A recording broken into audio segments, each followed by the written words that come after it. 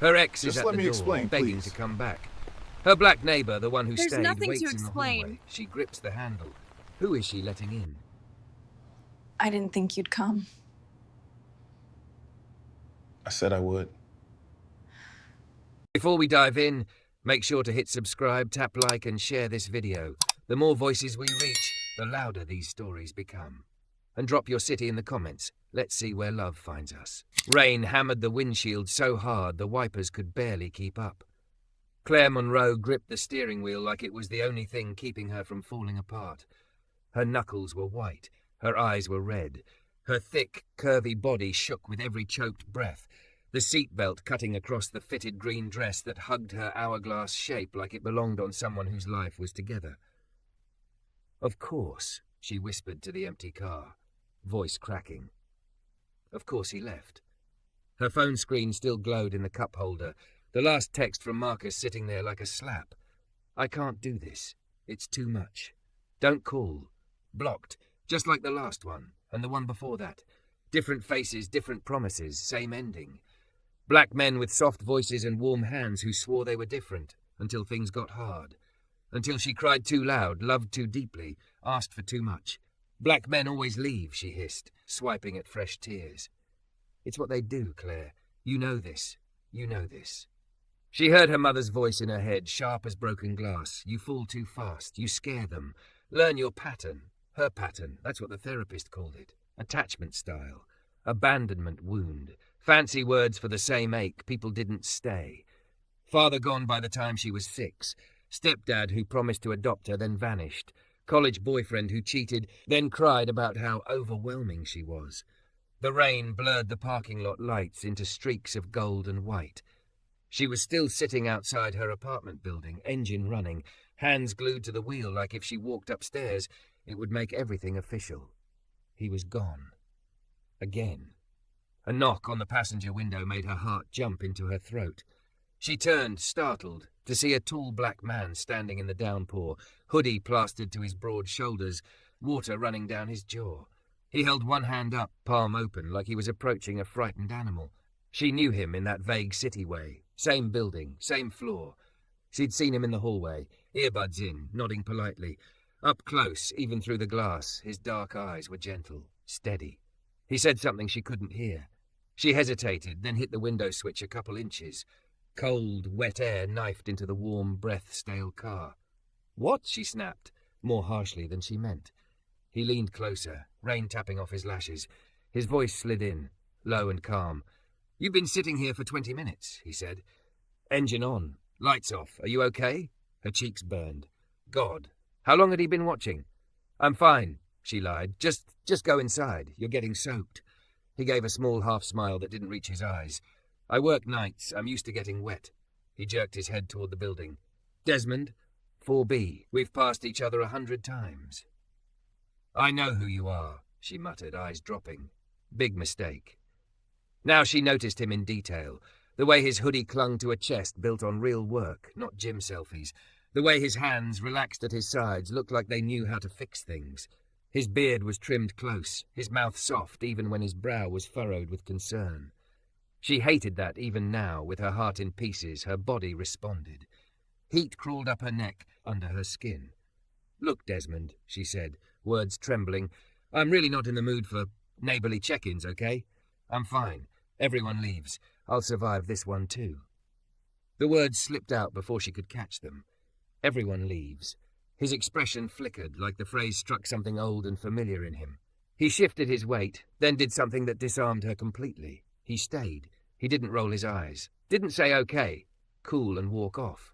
He just stood there, rain soaking through his clothes, looking at her like the storm wasn't the thing worrying him. "Can you at least kill the engine?" he asked quietly. "You're starting to scare me a little." She exhaled shakily and turned the key. The car fell silent except for the drumming rain. "Happy?" she muttered. "No," he said, "but it's a start." She glared at him, humiliated and raw. "Why do you even care?" "Because you've been crying hard enough to fog up the windows," he said, gentle but direct. "And you haven't moved, and I've seen this go bad before. People thinking too much alone in cars." Her stomach clenched. "I'm not going to do something stupid." Good, he said. Maybe you can do something simple instead. He nodded toward the door. Come inside. At least get out of the rain and cry on a couch instead of in a parking lot. You don't have to talk. You can just breathe. I'll make tea.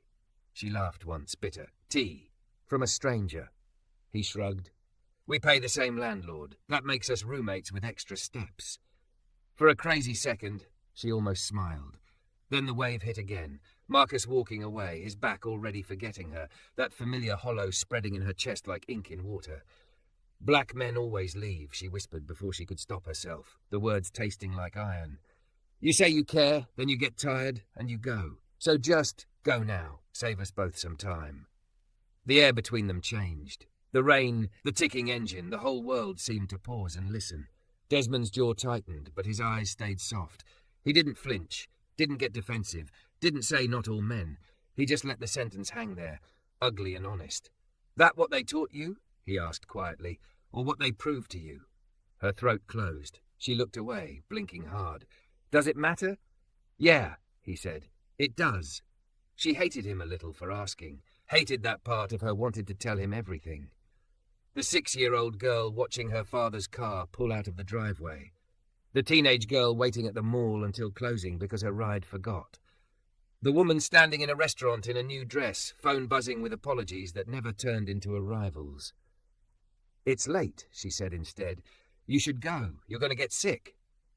You're already sick, he said softly. Sick of being left. Her hand flew to the door handle, anger flaring. You don't know me. You're right, he said. I don't, yet. Yet. The tiny word lodged somewhere dangerous. A flash of lightning lit up his face, carving him in silver for a heartbeat. Thunder rolled a second later, low and distant. He took a small step back from the car, giving her space, both hands still visible, palms out. I'm not here to fix your whole life, he said. I'm just a guy in a wet hoodie who doesn't want to read about you in the news tomorrow. That's all. She snorted, a wet, broken sound. You think that's where this goes?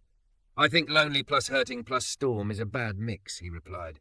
So I'm offering a shitty couch, mismatched mugs, and the worst chamomile tea you've ever tasted. She shook her head, a teardrop sliding off her chin. Why? Because you're here, he said simply, and so am I.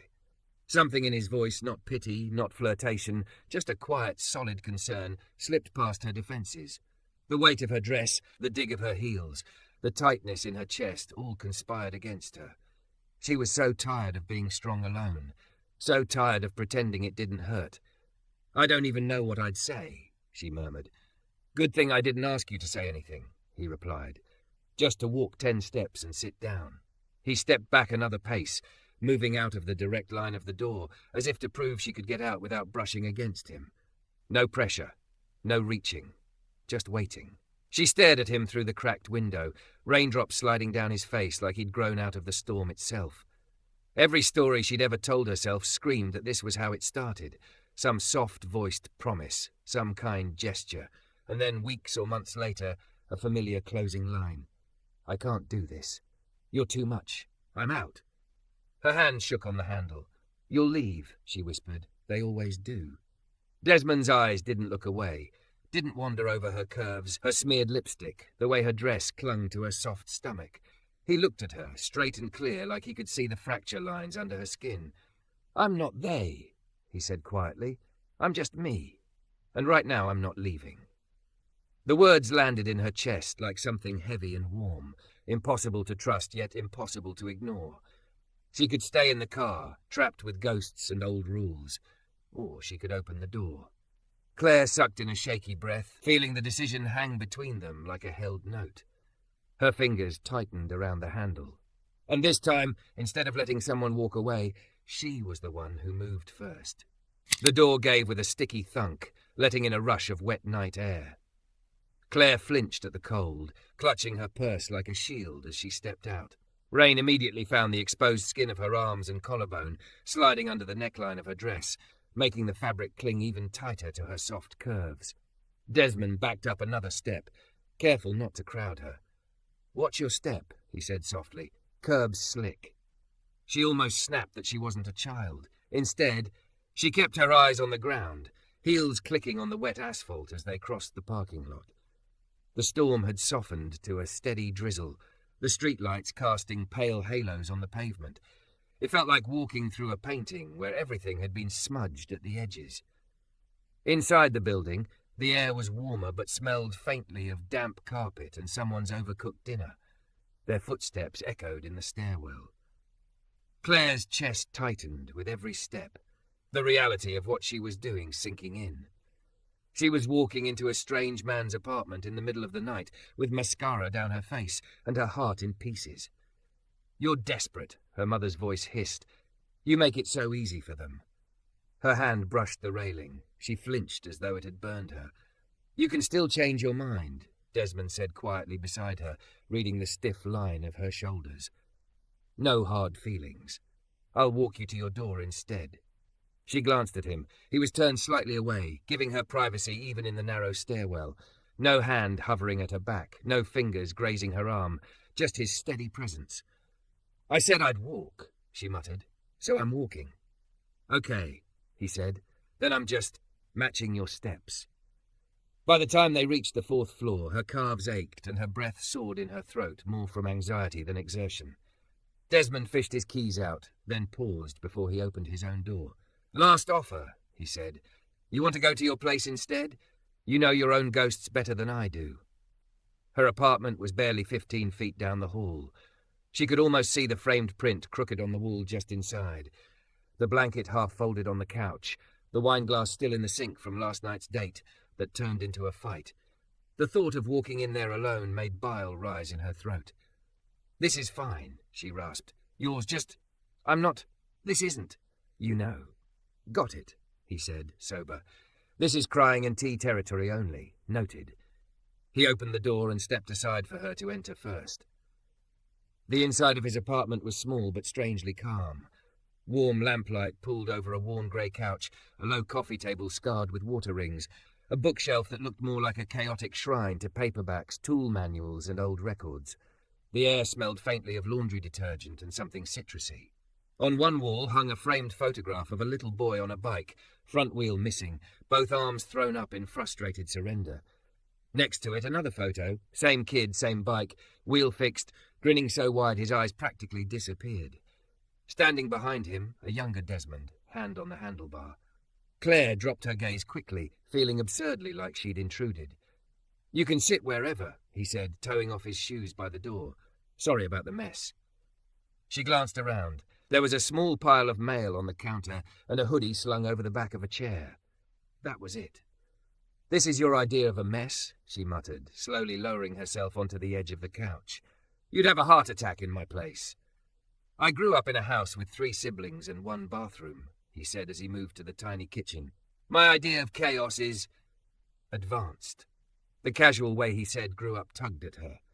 She realized, with a guilty jolt, that she'd automatically assumed he didn't have that kind of extended family story.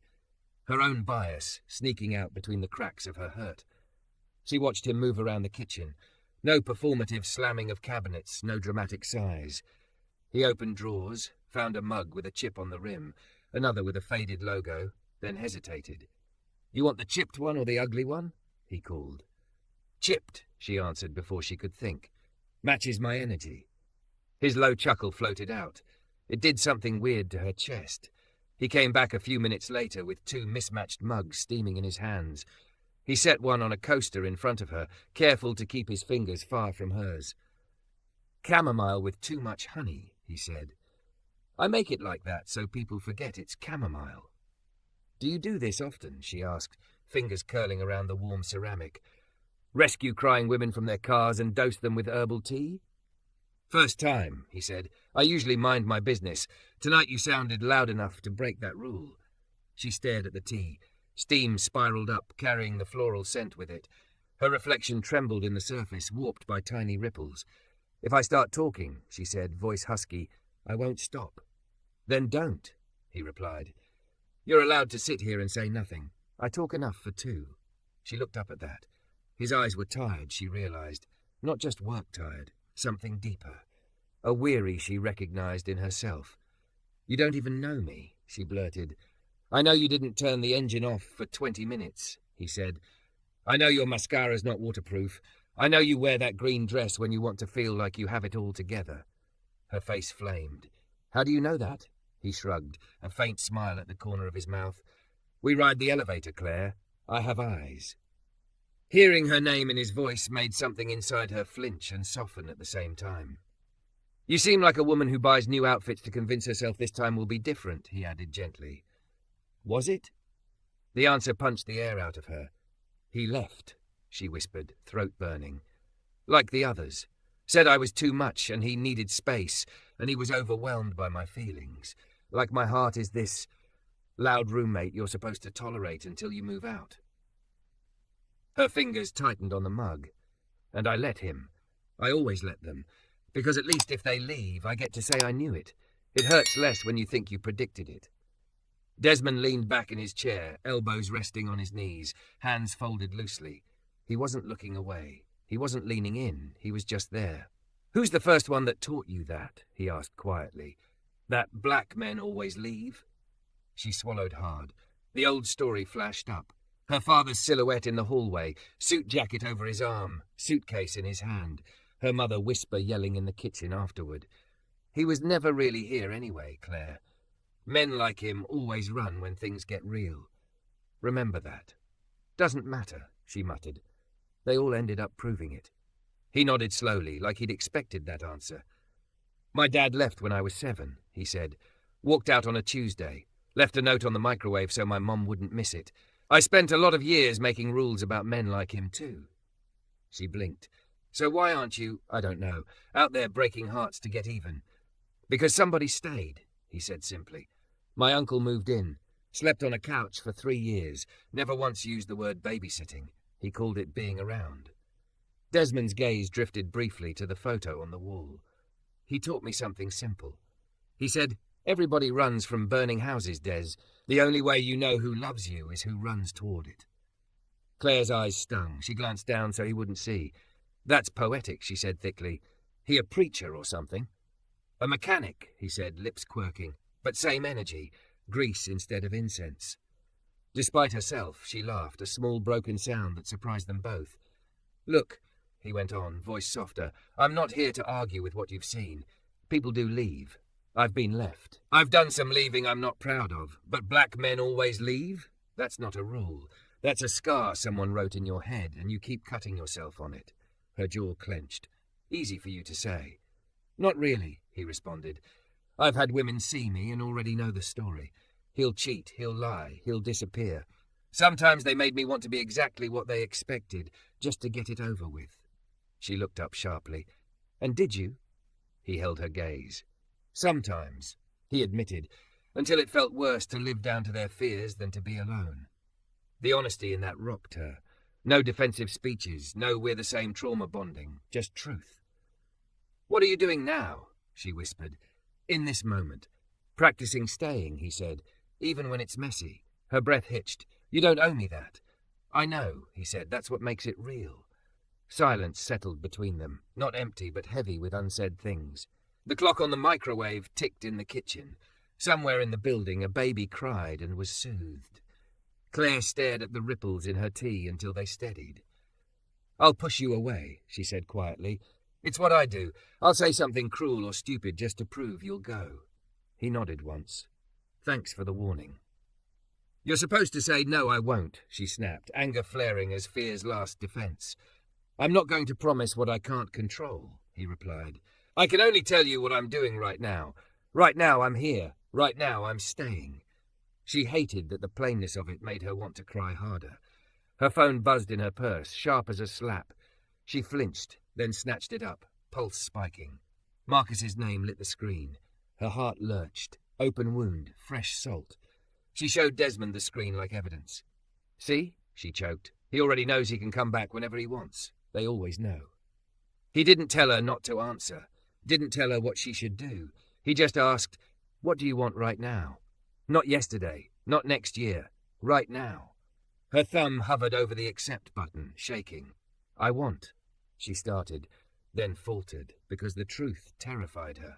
She wanted someone who didn't make her beg for love, someone whose staying didn't feel like charity, someone who didn't flinch when her feelings filled the room. She looked up at Desmond, sitting there in his damp hoodie, hands folded, eyes steady. Her thumb slid and pressed decline. The call died. The storm outside rattled the window. "That'll come back to bite me," she whispered, panic and relief tangling in her chest. "He'll say I'm dramatic. He'll—" She broke off as a sob tore up through her ribs. The mug shook in her hands. "Hey," Desmond said softly, "you just did something hard. Your body's catching up. Let it." She set the mug down before she dropped it and buried her face in her hands. The sobs came in waves now, ugly and loud, the kind that left her chest burning and her throat raw. She waited for him to shush her, to make a joke, to shift away. He didn't. He stayed in his chair, close enough to be there, far enough to not crowd her, breathing slowly, audibly, like he was offering her a rhythm. "In," he murmured after a moment, not quite a command, more like an invitation. 2, 3, 4. Out, 2, 3, 4, 5, 6. She found herself matching his cadence, breaths hitching, then smoothing a little. Tears still fell, but they didn't drown her. Minutes passed, maybe more. Time blurred. Eventually, when the worst of it ebbed, she dropped her hands into her lap, shuddering. "I'm sorry," she croaked. "You didn't sign up for this." Desmond shook his head. "I walked into it with both eyes open," he said. "That's different." Her gaze slid to the door, then back to him. "You're really not leaving?" she asked, voice small in a way that made her cringe. "Not tonight," he said simply. "Not because it's hard." The part of her that always braced for footsteps walking away didn't know what to do with that. It left her suspended between fear and a fragile, terrifying hope. She picked her mug back up, hands still trembling. The tea had gone lukewarm. "Okay," she whispered, more to herself than to him. "Then I guess I'll have to figure out who I am if you don't." Desmond's eyes warmed, something like pride flickering there. "That," he said, "sounds like a good place to start." 3 months later, Claire could almost walk past her own car at night without feeling it squeeze around her chest. Almost. She still flinched when her phone buzzed with an unknown number. She still checked door locks twice, sometimes 3 times. But the empty, echoing ache had changed shape. It had edges now, boundaries, and somehow, impossibly, it had made room for new things. Like Tuesday nights on Desmond's couch, her thick, curvy body tucked sideways, bare legs stretched across the cushions, green dress traded for soft leggings and an oversized T-shirt. The chipped mug had become hers by silent agreement. He'd stopped apologizing for its crack. She'd stopped pretending she didn't prefer it. "You're doing it again," he said one evening, leaning against the kitchen counter in a clean work shirt, sleeves rolled up over strong forearms. "Doing what?" she asked, pulling her attention away from the TV she wasn't really watching. "That thing where your eyes are on the movie, but your soul is on fire somewhere else." She snorted. "You're very dramatic for a man who owns exactly one throw pillow." "Hey, that pillow's seen combat," he replied. "Don't disrespect veterans." She wanted to laugh more than she did. Instead, she shrugged, fingers worrying at the hem of her shirt. "Big presentation tomorrow," she said. "Regional restructure, it's fine." He watched her for a beat too long, seeing past the word, as he always did. "Right," he said softly. "Fine." He didn't push, not that night. He just stayed on the couch an extra hour after the credits rolled, letting her talk about everything except what really scared her. But when she left, he pressed something small and cool into her palm, a spare key with a bit of red tape on it. "In case the fire gets too loud again," he said. "You don't have to knock on windows in the rain to get my attention." Her throat tightened. "What if I use it too much?" she whispered. "Then I'll tell you," he replied, with words, not disappearing. The next day, the fire came. It started with an email at 8:05 a.m. Mandatory town hall, all teams. By 10, HR was handing out folders. At 10:30, Claire stood in a glass conference room. Her reflection doubled in the city skyline as they told her that, due to restructuring, her role was being eliminated. "We value you, Claire," her director said, eyes already flicking to the next folder in the stack. "You've been such an asset." "Assets don't cry," she heard herself say, dazed. He blinked. "Excuse me?" "Nothing," she muttered. Co-workers hugged her, some with real feeling, some with that relieved, "Thank God it wasn't me" squeeze. Her closest work friend, Nina, texted an hour later, "I'm so sorry, babe, I cannot do emotions today. Rain check?" Her mother's response to the news was a long sigh over the phone and a familiar knife. "Well, you always did dream too big. It's hard for men to stick around when women are unstable, you know. Maybe this is a sign to calm down. The words crawled under Claire's skin and nested there, sharp and mean. Men don't stay with women like you. They leave jobs like you, too. By the time she got home, her mascara was gone and her hair was frizzing out of its low bun. The fitted black dress she'd worn to feel competent clung to her soft curves, now just a reminder of everything she'd tried to hold together. She fumbled with her own keys at her door, hands shaking. The hallway tilted slightly. Her heartbeat was loud everywhere, the spare key with red tape pressed into her palm in memory. She looked up. 4B's door was slightly ajar, a strip of warm lamplight cutting across the hall. She heard music low inside, some old soul record humming like a heartbeat. Before she could talk herself out of it, she raised a trembling hand and knocked 3 times. The door opened halfway. Desmond's face appeared, brow furrowing the moment he saw hers. "How bad?" he asked quietly. She swallowed, words shattering. "They let me go. He didn't say, 'I told you that company was trash or you'll be fine.' He opened the door wide enough for her to step into the familiar glow, then closed it gently behind her. She toed off her heels without being asked, feet sighing onto the cool floor. Her whole body felt too big, too visible, her thick curves as exposed as raw nerves. She wrapped her arms around herself.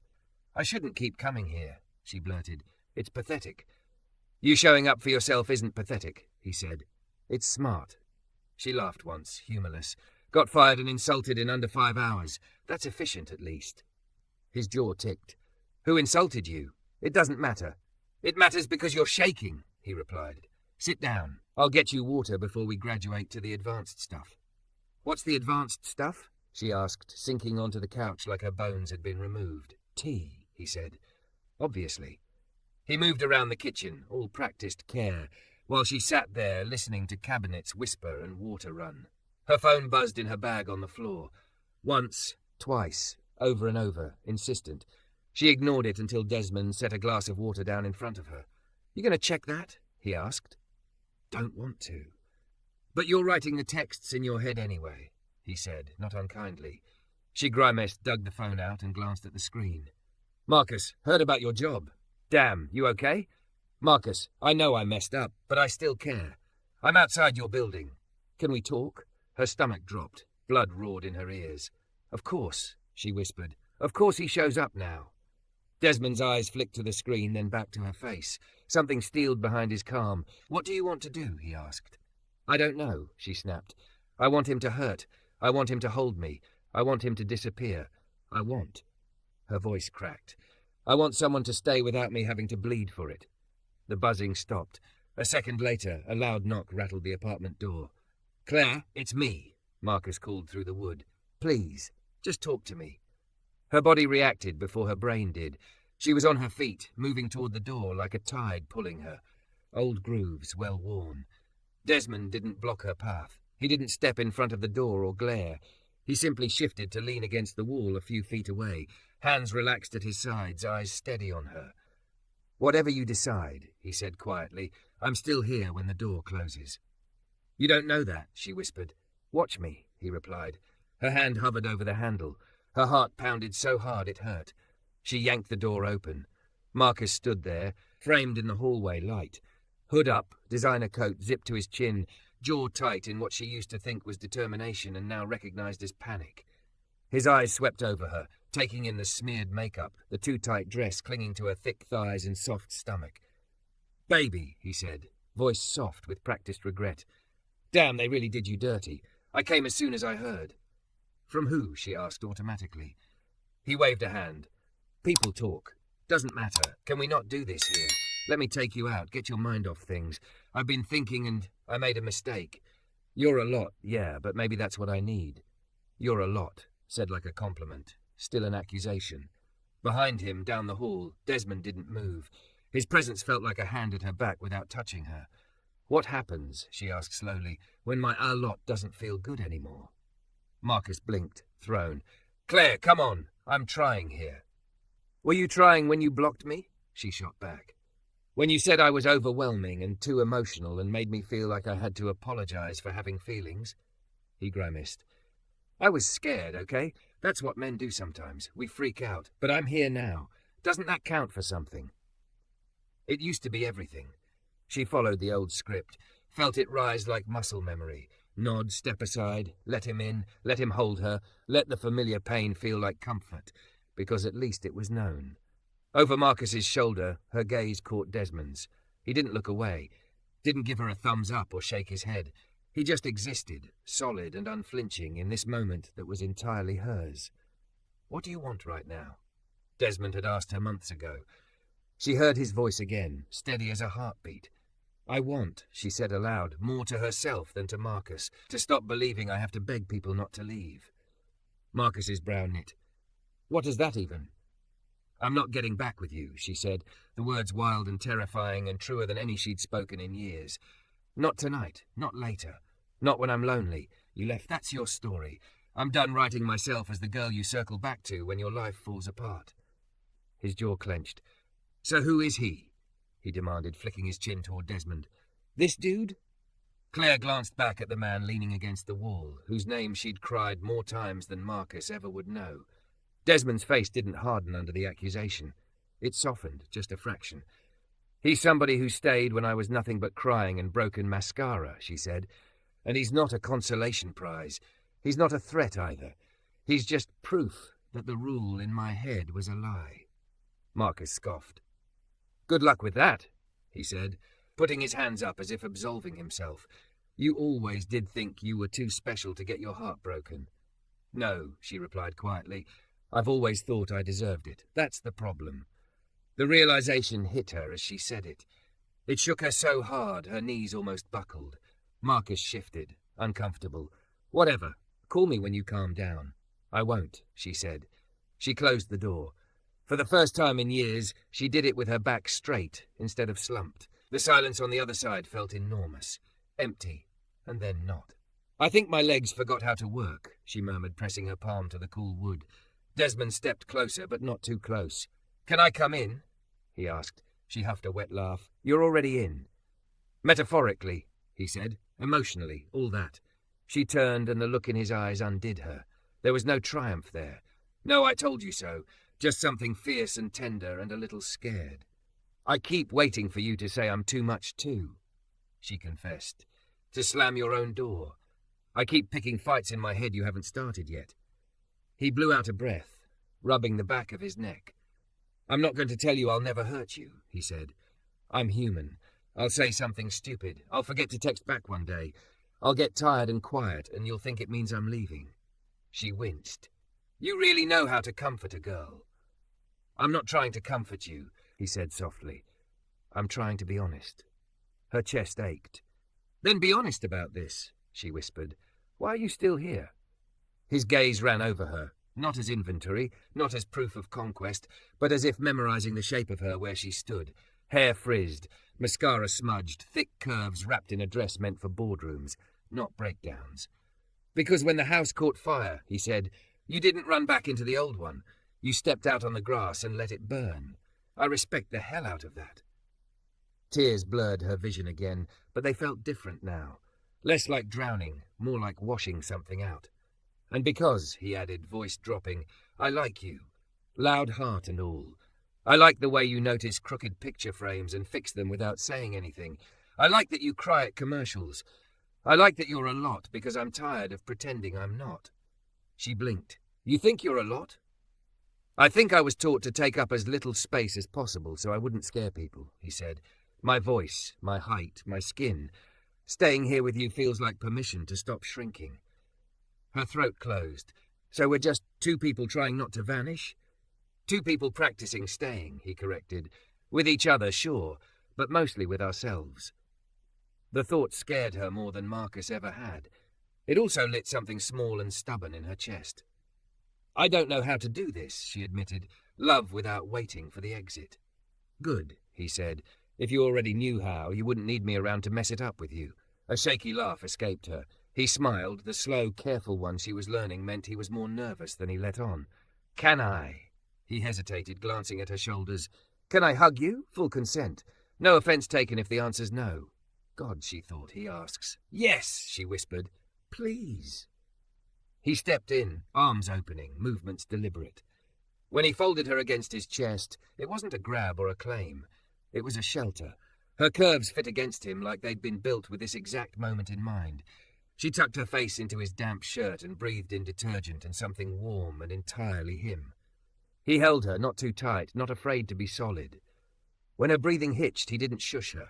He just murmured that same steady cadence. In, 2, 3, 4. Out, 2, 3, 4, 5, 6. Her body slowly matched his rhythm.